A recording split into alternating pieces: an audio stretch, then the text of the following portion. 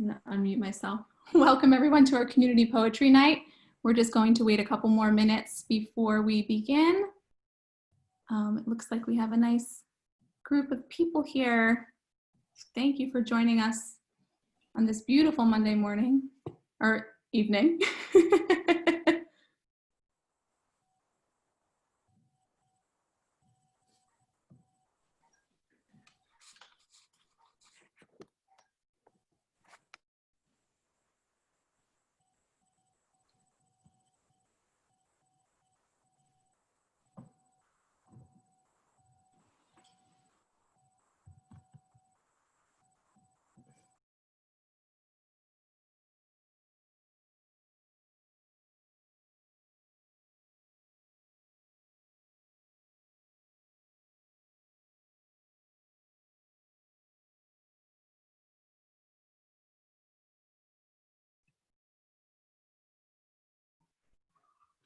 All right, Taylor, it looks like we're at like 7:05 and there's no one else in the waiting room.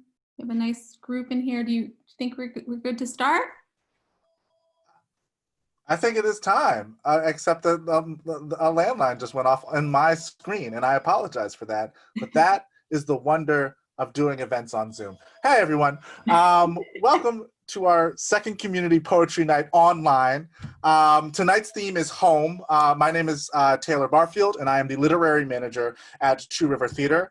And, you know, I'm often stultified sort of by the sheer immensity that home, the four-lettered word home can hold. It can be a house, a city, a state, a country, an object that sends you careening back to the sort of feeling of home. For some, home is joyful. For others, it's really quite painful. For most, home elicits some of the strongest emotions that we have. It can be, as James Baldwin says, you know, not a place, but simply an irrevocable condition. Or even, as Bell Hooks says, you know, the place where I was forced to conform to someone else's image of who and what I should be. Home can hold a lot. And today we'll hear some of our community read poems by a range of poets trying to articulate what home is for them. And I hope that tonight, perhaps with a nice cup of wine or some other form of libation, that you're touched not only by the poems that remind you of home, but also learn a little something about how others approach that four-lettered word. Now, this poetry night is extra special because this time we partnered with the Jewish Federation in the heart of New Jersey, an organization who has been working with Two River for quite some time. And on behalf of TRT, I want to thank them for their continued friendship and support, and shout out Amy Keller in particular for her work organizing this event.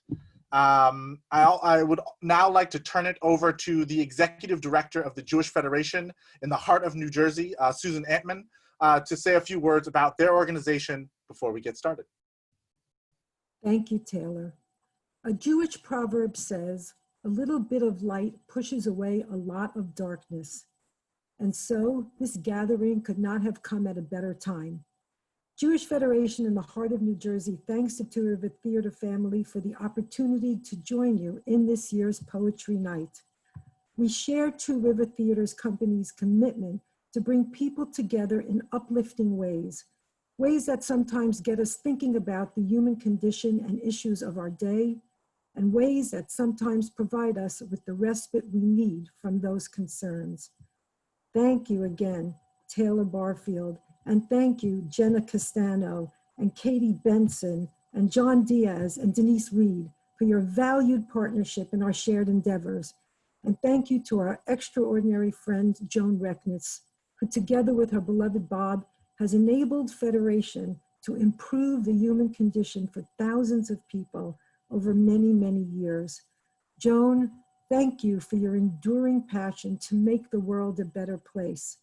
You continue to empower and inspire Jewish Federation to do what we do, care for those in need, excite young people about the values of compassion and creativity, and empower them to create a beautiful future, to bridge cultural divides, to stem hate, and much more. It's a strange and difficult time we're living through, but there's also so much beauty and joy all around us. The words of poets bring meaning to our experience. They propel us to see things in important new ways, and through poetry, we learn that we are never alone. We're all blessed to be surrounded tonight by kindred souls, lovers of beauty. And I'm particularly fortunate to be joined by several members of the Jewish Federation family who will also recite poems. Marlene Herman, Liran Capilano, Paul Rovinsky, and Laurie Landy. Laurie reads tonight in memory of Gloria Landy, another dear friend whom we miss terribly. Gloria was herself a gifted poet and served as the president of the New Jersey Poetry Society for several years. In the spirit of healing our ailing world, the home we share, and in celebration of all that is bright and promising in our shared home, may we find meaning in the words of modern-day sage Leonard Cohen from his work Anthem. Ring the bells that still can ring. Forget your perfect offering. There is a crack in everything. That's how the light gets in. Thank you, and thank you for this wonderful opportunity and evening. Thank you, Susan. Thank you so much. Thank you for everyone from the Jewish Federation for being here. Thank you for everyone from TRT being here. Thank you for the Zoom claps and the claps that we cannot hear. Let's set the stage. So what we're going to do is we're actually going to turn everyone's video off, except for mine because I'm a diva. And we're going to set the stage for our poetry readers right now. It'll take a moment. If you haven't gotten a drink, now is the time to get a drink. And we'll be reading poems very shortly.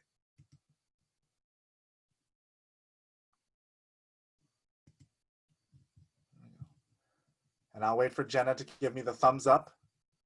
Oh, all right, we're here. All right. So the first poem, I didn't actually get to read in the first one, so I'm really excited to read in this poetry night. We had a poetry night in April, and I sat back and drank coffee instead. So today I want to read a poem called "Bleecker Street Summer" by the great Derek Walcott. From St. Lucia, who won an Obie in 1971 for his play Dream on Monkey Mountain. He's a wonderful playwright, wonderful poet, and here we go. Bleecker Street Summer.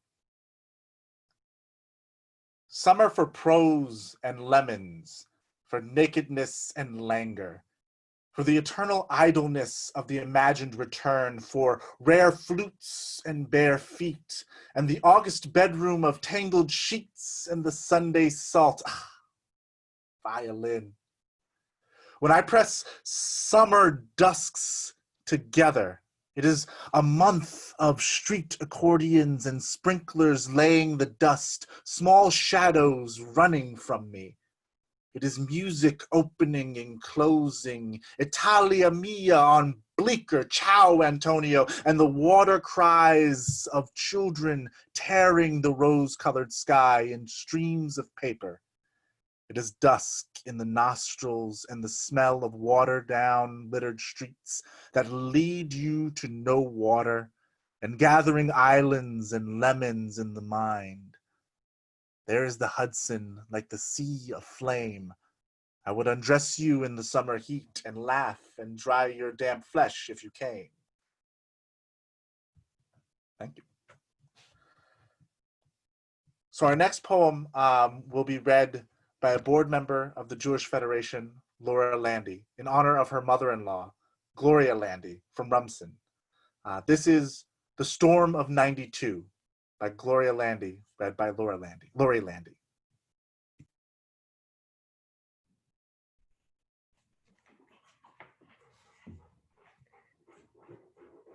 Thank you so much.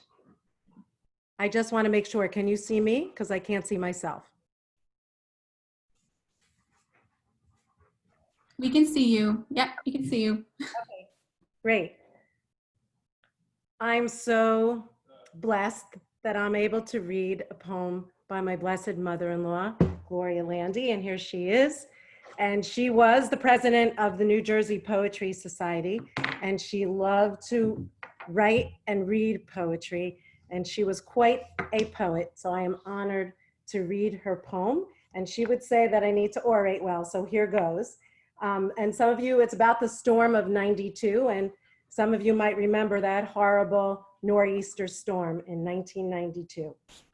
And the old Rumson trees uprooted, torn from their foundations, sidewalk and long, clinging to the roots, puzzling to be so shallow after 300 years, hollow inside, falling on caved-in roofs, a picture window towards the sky.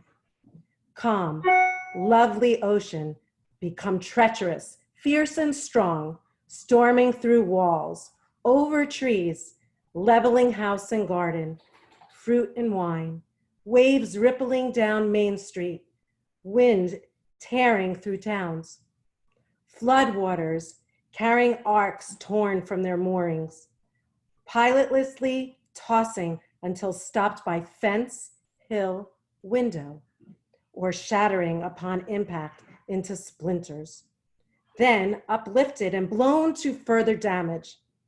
People watching the water rise, estimating margins of safety, loath to attempt escape into the winter wind gone wild. Hospitable no more. Sand dunes and beaches blown away. No perch left from which to watch waves lapping into shore. With the slap, slap, slap of ease and lethargy, may it come yet again? A day of summer's golden glow? Thank you.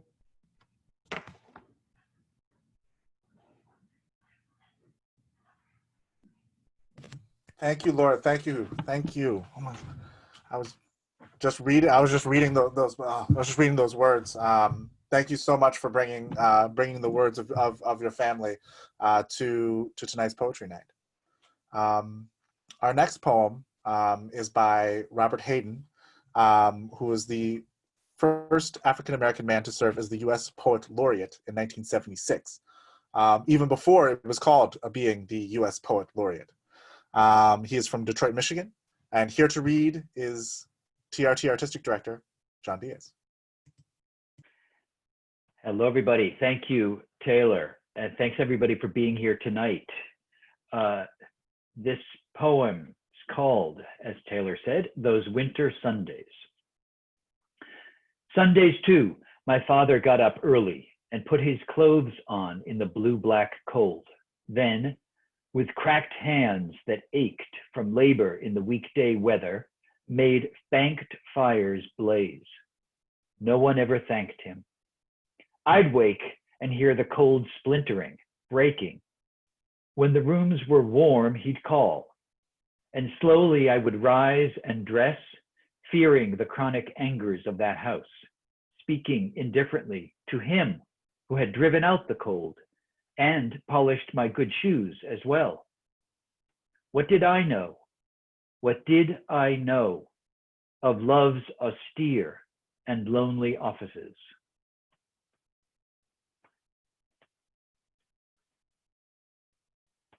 Thank you, John. Thank you, John. I love that last little line in that. I haven't read that poem in years. Thank you so much for coming on today. John agreed to read today, so we're really excited to have him. Our next poem, and this is our first for me, I think, but our next poem is both by Paul Rovinsky and will be read by Paul Rovinsky. This is Love Me Now by Paul Rovinsky.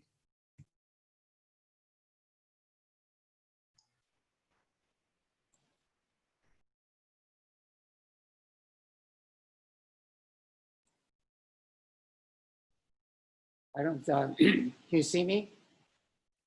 Yep, you're on. We Okay. see you. Go ahead. This poem is something that I wrote for my wife and I as a duet, but I'll read it myself. And tonight's my birthday, so I'm enjoying it with all of you. It's called Love Me Now. Love me now, Paula, as I still know, your touch makes my blood flow. Love me now, we're home to stay. Let's sit close, it's another Zoom day. Love me now, no time to waste, before I need some denture paste. Love me now, Paul, went on a walk. Hold my hand firmly while we walk. Talk. Love me now, give me your all. Climbing the stairs, I might fall. Love me now, as our vision dims. I still enjoy our backyard swims. Let's love now, even just a little bit. While we're home, we will treasure it. Let's love now. Tell me you care. Please don't wait for a health scare. Let's love now on a virtual voyage. We can't move to Century Village. Love me now, Paula. Go spend online. It's not an option to go out and dine. Love me now. I survived the knife. I only want you to be my wife.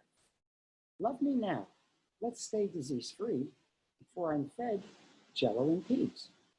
Love me now, Paul. I enjoy dancing in our home before romancing. Love me now. Show me that you care. Luckily, I have natural dark hair. Love me now. Whisper these words. Soon we're leaving to be snowbirds. Let's love now. Say words so dear. Please stay close so we both hear. Let's love now. Keep our home in style. Already we don't drive even a mile. Let's love now. Ignore our wrinkles before we get unplanned tinkles. Love me now, Paula, so we can cruise, but we can laugh and schmooze. Love me now, come and stir my soul before this disease takes another toll. Love me now at this critical junction as vital organs start to dysfunction. Love me now, Paul, share a caress. Your touch thrills, I must confess. Love me now, let's use our home gym. My chiropractor says I should swim. Love me now, bring me a treat. I can't get up from this toilet seat. Let's love now, so we can our deep passion, let's learn something new, so we can our deep passion renew. Let's love now, let's enjoy our wealth. Let's not worry about our iffy health. Let's love now, let's play board games before we forget both of our names. Love me now, Paula, let's celebrate. At our age, please don't tempt fate. Love me now, we're clothes so bright. Share your beauty as I lose sight. Love me now, safely be with friends. I can change, between you depends. Love me now, Paul, gaze in my eyes. I'm still amazed how time flies. Love me now, enjoy homemade meals. Use this time for fundraising appeals. Love me now, accept my emotions as I concoct aromatherapy potions. Let's love now and recall our past and all we did to make love last. Let's love now and have more thrills before we forget if we took our pills. Let's love now. Sweet words don't save. For a marker, placed atop each grave.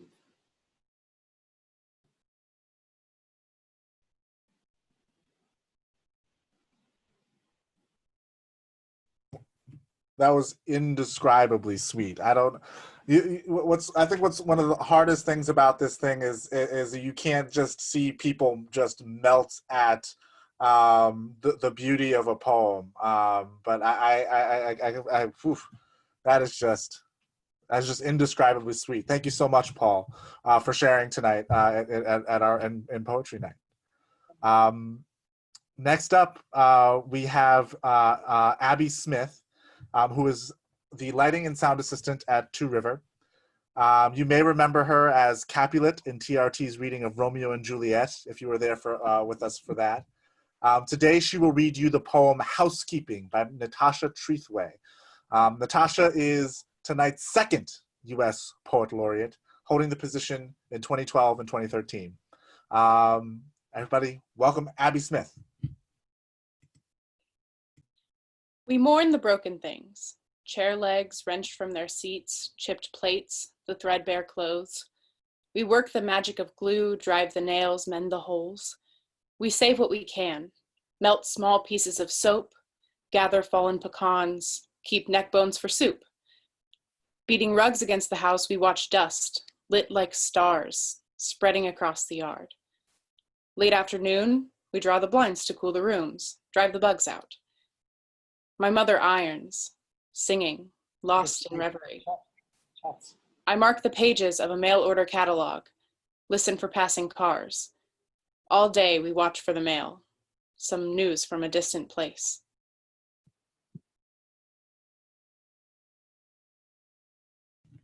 Thank you, Abby. We will now, our next reader, will hear from Hannah Walker, who is TRT's Institutional Marketing Manager. And she will be reading a poem called Houseplants in Winter by the Irish poet Eamon Grennan.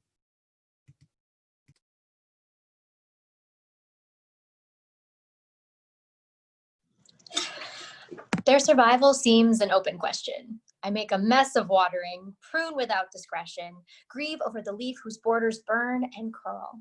Their fresh petals a perpetual surprise, minute coral hearts, magnesium stars. I've lined them up on the table I work and eat at, facing the small window that faces almost south, placing myself under the pale sway of their silence.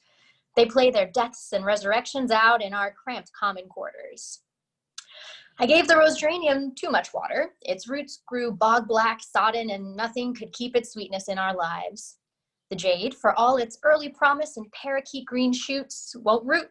It bows its leathery heads. The rest seem busy getting by. Removed to the margins of our noisy meal times when my children visit, they grow used to the smell of bread frying in goose fat for breakfast, small talk, the after-dinner pungency of a peeled tangerine. The speechless life they lead is Greek to me. When live flowers rise out of dead heads, I reckon it's as much, for the moment, as I need to know. The light that falls on them strikes me too, till I feel as rooted as I'll ever be in this home from home. Look at us, they seem to say, flourishing under straitened circumstances. You see, we make do with your handfuls of earth, your cups of water, these daily visitations of winter light that cast our impeccable shadows on your raised page.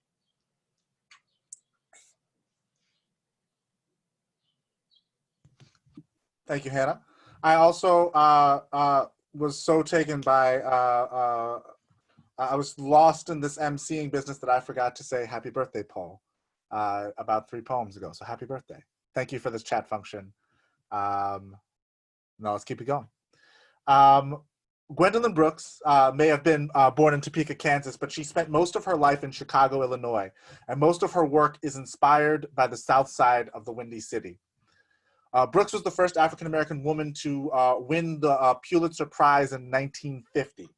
And today, our TRT's artistic assistant, Kamilah Bush, will be reading this poem, Kitchenette Building by Gwendolyn Brooks.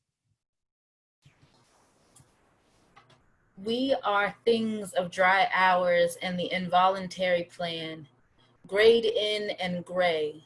Dream makes a giddy sound, not strong like rent, feeding a wife, satisfying a man. But could a dream send up through onion fumes its white and violet, fight with fried potatoes and yesterday's garbage ripening in the hall, flutter or sing an aria down these rooms? Even if we were willing to let it in, had time to warm it, keep it very clean, anticipate a message, let it begin. We wonder, but not well, not for a minute. Since number 5 is out the bathroom now, we think of the lukewarm water, hope to get in it. Thank you, Cam. Thank you. Cam will be back soon, later down the road. But for now, we're going to go from old school Chicago to newer school. This next poem is written by writer and activist Brittany Black Rose Capri. If you don't know, the poem is called We House, after Krista Franklin's definition of funk. And if you don't know what house music is, Google it and turn it up after poetry night, especially if you have some wine. But right now, I'll be reading We House after Krista Franklin's definition of funk. House, as in abode, as in dwelling, as in crib, as in where your inhibitions go to rest, as in jack loft footwork, as in sweating out that press and curl, as in your mama stepping out tonight, as in your daddy put on his good shoes, as in this movement gradually getting bigger, Thomas, as in pump up the volume, house as in bullpen, as in Detroit stay trying to claim our shit, as in we pledge allegiance to House Nation, as in that warehouse, as in Professor Funk in full regalia, as in Chris Underwood on the ones and twos, as in The Chosen Few, as in Jackson Park, as in black kids reading poems at the hot house, as in hands off Asada, as in shut down, as in too many educated black people downtown, as in shit, we still got the silver room, as in the Godfather himself teaching you how to pray with a beat, as in Rest in Rhythm, Frankie Knuckles, as in a sea of black bodies,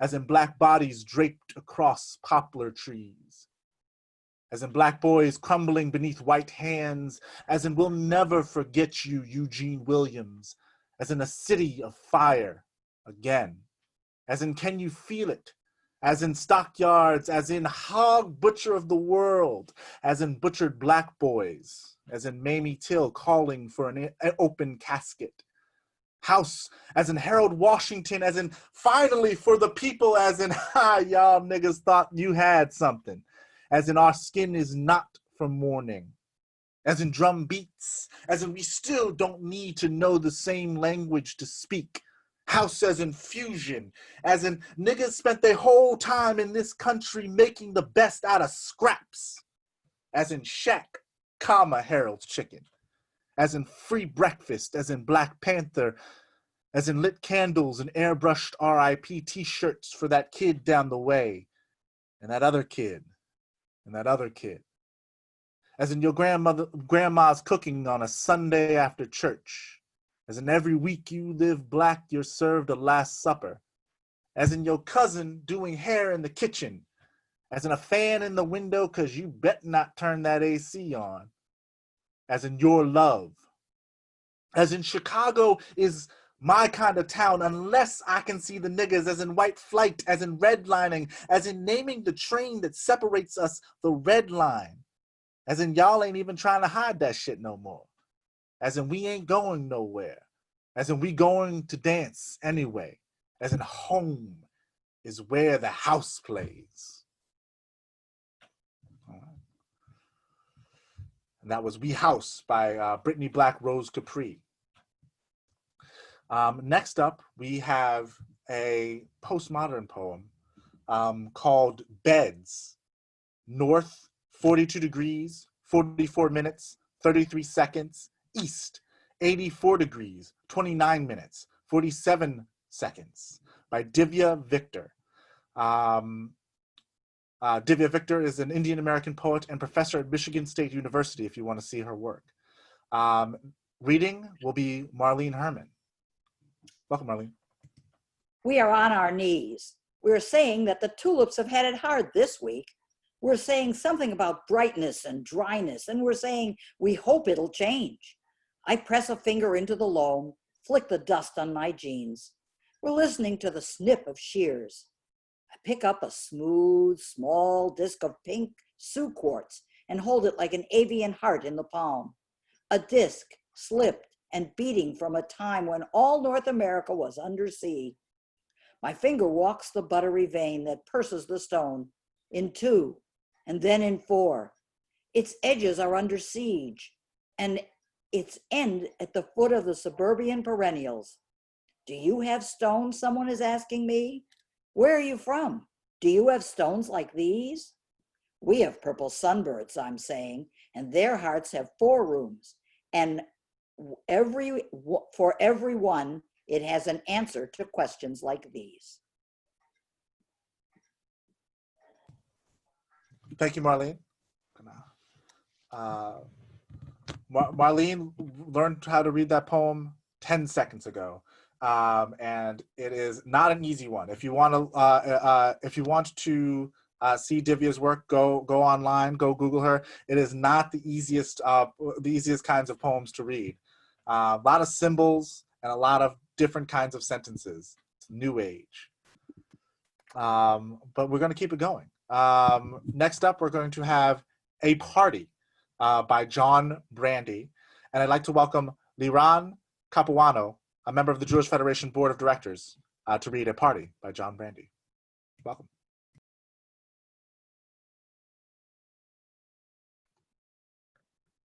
A party where everyone says goodbye, then stays.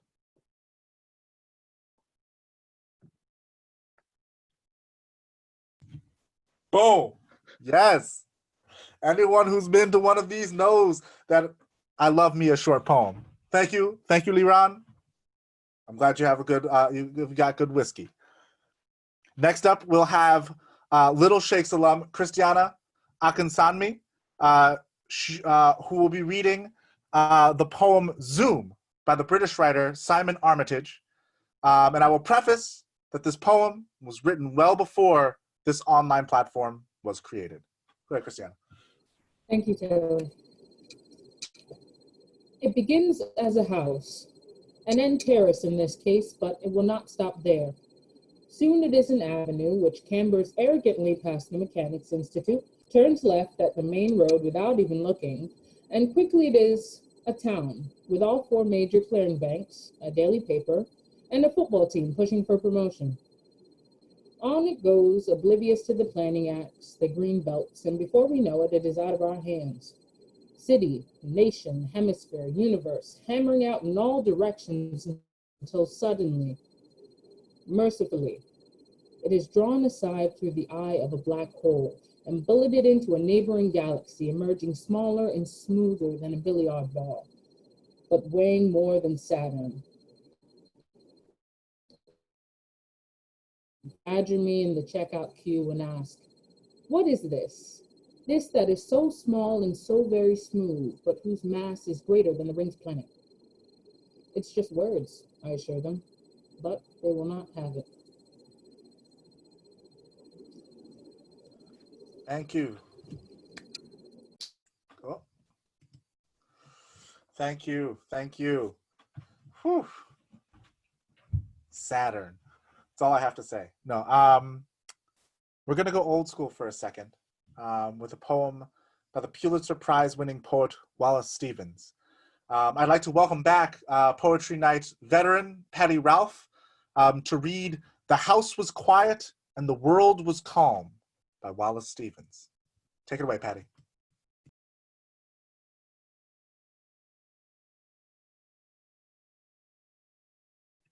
Hold on, we're going to start one more time, Patti. You were muted. You're good now. Thank you. The house was quiet and the world was calm. The reader became the book, and the summer night was like the conscious being of the book. The house was quiet and the world was calm. The words were spoken as if there was no book, except that the reader leaned above the page, wanted to lean, wanted much most to be the scholar to whom his book is true, to whom the summer night is like a perfection of thought. The house was quiet because it had to be. The quiet was part of the meaning, part of the mind, the access of perfection to the page. And the world was calm. The truth in a calm world in which there is no other meaning itself is calm. Itself is summer and night. Itself is the reader, leaning late and reading there. Thank you. Thank you. Thank you. I feel like the bird in the background did not get the memo that the house was supposed to be quiet and the world was supposed to be calm. But I want to believe that the bird was just your hype man in the background, for your rendition of this Wallace Stevens poem. So thank you, Patti. We're going to take it even further back and across the ocean to Ireland in about 1899, and a poem called The Song of Wandering Angus by William Butler Yeats. And it's my joy to introduce one of Two Rivers' beloved founders, Joan Rechnitz, to read this poem by W.B. Yeats. Welcome, Joan. Thank you, Susan Antman. I'm unmuted. Can people hear me? Hello? We can hear you, Joan. Okay, great. So Susan, thank you for your very kind words about Bob and me. And this poem I'm going to read was a real favorite of Bob's and in fact our whole family. And Bob would love to recite this a lot to us.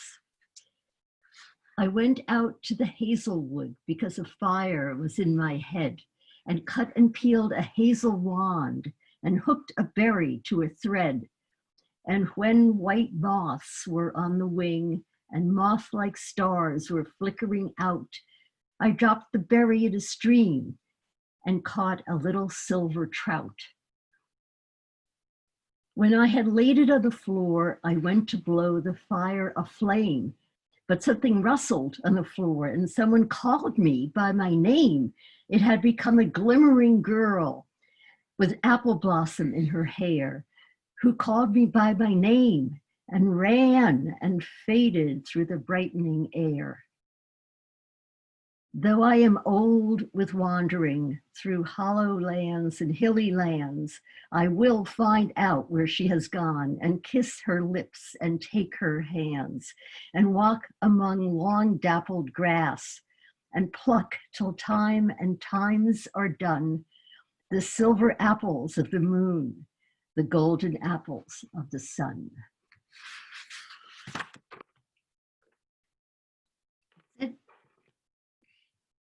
Thank you, Joan. And I think I speak for everyone when I say that library is fire. It is what Zoom backgrounds aspire to be. Thank you for joining us during this poetry night. This is exciting. I never thought I would get to introduce you to something, so this is really exciting for me personally. Anyway, next up is someone who many of you know, TRT's special events manager, Katie Benson, also low-key stage managing this event. She will read a poem by Naomi Shihab Nye called Bees Were Better. Thank you, Katie. In college, people were always breaking up. We broke up in parking lots beside fountains. Two people broke up across the table from me at the library. I could not sit at that table again, though I did not know them. I studied bees, who were able to convey messages through dancing and could find their ways home to their hives, even if someone had put up a blockade of sheets and boards and wire. Bees had radar in their wings and brains that humans could barely understand. I wrote a paper proclaiming their brilliance and superiority and revised it at a small cafe featuring wooden hive-shaped honey dippers in silver honey pots at every table. Thank you, Katie. I love that poem. I read an interview about Naomi where the interviewer said that she finds the extraordinary in the ordinary. And I think your reading really gave us that, which was really nice. But we're moving on. We're almost done. I think we have 4 more poems left. So I hope you have wine. If you haven't gotten wine, get more wine. Next up, I would like to welcome back Marlene Herman, who will read a poem by Malka Heifetz Tussman called Today is Forever. Welcome back, Marlene. Today is forever. I stroll in a nearby park, old trees wildly overgrown, bushes, flowers blooming in all 4 seasons, a creek babbling childishly over the stones, a bridge with railings rough-hewn. Leaning on the railing, looking at myself in clear water, I ask, Little creek, will you tumble and flow here forever? The stream babbles back laughing, today is forever. Forever is now. I smile, a spark's worth believing, a sigh's worth not believing. Today is forever. Forever is now. Under a leafy twig on a bush, a bird scratching the dirt, digging, scraping, bracing himself with his feet until there's a little trough, the size of his body, a cradle. Carefully he fits himself in, spreads his left wing, puts his head sideways down. A transparent film settles over him. Rest. A calm slips between the trees. The leaves move barely a breath. The grasses ever so slightly bow. And I, steeped in silence, walk home slowly. A spark's worth believing, a sigh's worth not believing. Today is forever, forever is now.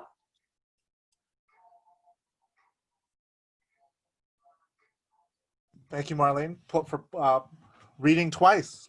Thank you so much. Look, we almost made it an entire poetry night without one poem directly about food. That, of course, stops now. Paul Laurence Dunbar was the child of slaves in the 19th century. His writing was expansive as anyone's. It included poetry, essays, novels, and plays. This poem, When the Comb Pone's Hot, has a bit to do with food, but I'll let you do the Googling anon. For right now, please welcome back TRT Artistic Assistant Kamilah Bush, who will read When the Comb Pone's Hot by Paul Laurence Dunbar. And I'm from Carolina, so excuse me if my accent hops out. There is times in life when nature seems to slip a cog and go, just a rattling down creation like an ocean's overflow. When the world just starts a spinning like a pickaninny's top, and your cup of joy is brimming till it seems about to slop. And you feel just like a racer that is training for to trot when your mammy says the blessing and the comb pone's hot. When you sat down at the table, kind of weary like and sad, and you's just a little tired and perhaps a little mad, how your gloom turns into gladness, how your joy drives out the doubt, when the oven door is opened and the smells come pouring out.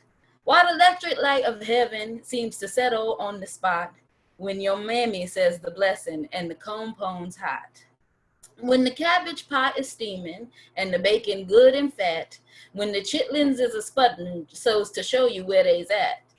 Take away your soddy biscuit, take away your cake and pie, for the glory time is coming and it's approaching mighty nigh. And you want to jump and holler, though you know you better not, when your mammy says the blessing and the comb pone's hot. Now, I have heard lots of sermons and I have heard lots of prayers, and I listened to some singing that done took me up the stairs of the glory land and set me just below the master's throne, and had left my heart a singing in a happy aftertone. But them words so sweetly murmured seem to touch the softest spot when my mammy says the blessing and the comb pone's hot. And now I'm just deeply hungry. Thank you, Cam. This is it. We're going to keep it going. So next up, we're going to hear a poem by Mary Jo Salter. This poet holds a dear place in my heart because she teaches poetry at Johns Hopkins University, my alma mater in my home state, city 2 ticks from my home zip code, in fact. This poem is called Home Movies, a Sort of Ode by Mary Jo Salter, and will be read by TRT board member Amanda Butterbaug.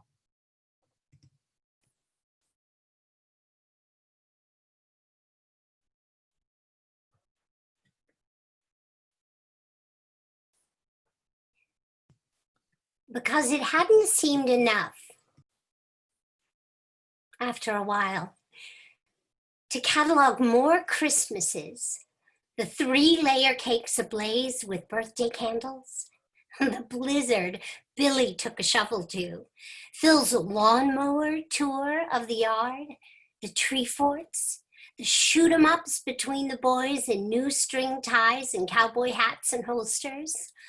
Or Mother, sticking a bow as big as Mouseketeer ears in my hair. My father sometimes turned the gaze of his camera to subjects more artistic or universal. Long close-ups of a rose's face, a real-time sunset, nearly an hour. What surely were some brilliant autumn leaves before their colors faded to dry beige on the aging film. A great deal of pacing at the zoo by polar bears and tigers. Caged, he seemed to say, like him. What happened between him and her is another story. And just as well, we have no movies of it, only some unforgiving scowls she gave through terrifying, ticking silence when he must have asked her, no soundtrack, for a smile. Still, what I keep yearning for isn't those generic cherry blossoms at their peak, or the brave daffodil after a snowfall. It's the rerun surprise of the unshuttered, prefab blanks of windows at the back of the house, and how the lines of aluminum siding are scribbled on with meaning, only for us who lived there. It's the pair of elephant bookends I'd forgotten, with the upraised trunks like handles, and the blocks they meant to carry in one block to a future that scattered us all. And look, it's the stoneware mixing bowl figured with hand-holding dancers, handed down so many years ago in my own kitchen. Still valueless, unbroken. Here, she's happy, teaching us to dye the Easter eggs in it, a Grecian urn of sorts near which, a foster child of silence and slow time myself, I smile, because she does, and patiently await my turn.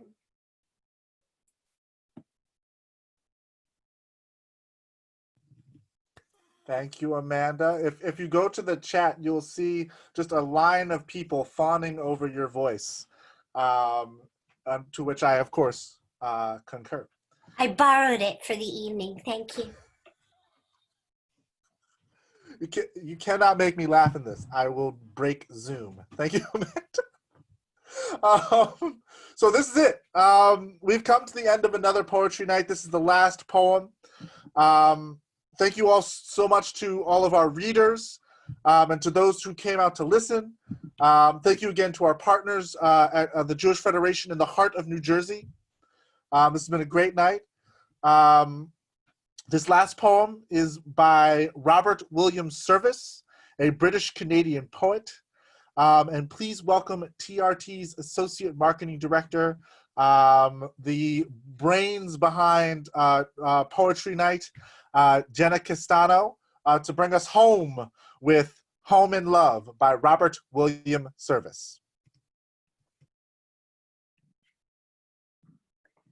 Just home and love, the words are small, 4 little letters onto each, and yet you will not find in all the wide and gracious range of speech. 2 more so tenderly complete, when angels talk in heaven above, I'm sure they have no words more sweet than home and love. Just home and love, it's hard to guess which of the 2 were best to gain. Home without love is bitterness, love without home is often pain. No, each alone will seldom do, Somehow they travel hand in glove. If you win one, you must have two, both home and love. And if you've both, well then I'm sure you ought to sing the whole day long. It doesn't matter if you're poor, with these to make divine your song. And so I praisefully repeat, when angels talk in heaven above, there are no words more simply sweet than home and love.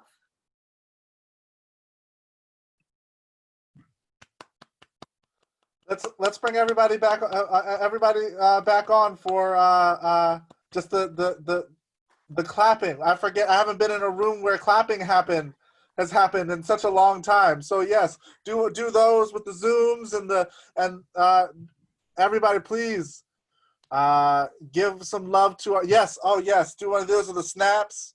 However you wanna show the love. Show some love right now to all these wonderful readers. All of the listeners, the drinkers, the eaters, the lovers, maybe not the haters. We won't clap the haters. Thank you so much all for coming out to Two Rivers Poetry Night. Home. Jenna, am I forgetting anything? Do I need to remind anybody of anything that's happening in the near future? No, just stay connected via email and on our social media. We hope to do another poetry night sometime soon. We have a bunch of events just coming every week. So just stay connected with us virtually. Thank you all so much again. This is honestly one of my favorite events. So thank you. Happy birthday, Paul. Happy birthday, Paul. Happy birthday, Paul. Everyone. Happy birthday, Paul. Have a wonderful, wonderful night. You, Susan. Yes. Have a good night, everyone. Thank you. Good night.